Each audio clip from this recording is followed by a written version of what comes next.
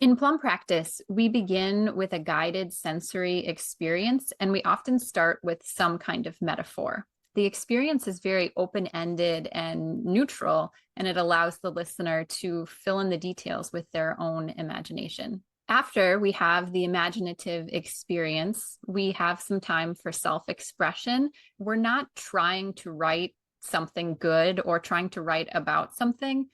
The idea is to write from the experience that we had during the sensory experience. In this session, we had started with the metaphor of sand and had an imaginative experience. Then we wrote from that experience. Both of us started by writing some memories that came up because of the metaphor of sand. And from there, we went into some energetic concepts.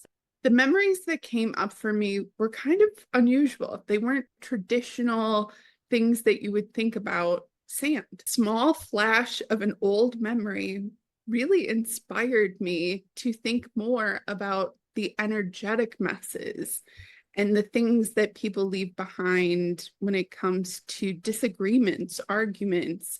When somebody says something that hurts our feelings, it can feel like broken glass or cigarette butts in the sand of our energetic sandboxes. My writing ended up having a very similar structure where some memories came forward for me. And then I started exploring the concept of memory and why I do or don't remember certain things. And then near the end of my writing, I had something more from my present life experience come forward where I started thinking about just some feelings I was having after an interaction I had had with another person and how I was feeling sad. What was I going to do about that sadness? Immediately, when I heard Sarah's writing, I noticed the connections between our writing and the energetic idea, the concept that I was exploring about what do you do to clean up with this mess? And do you call back the people that made the mess to have them clean it up?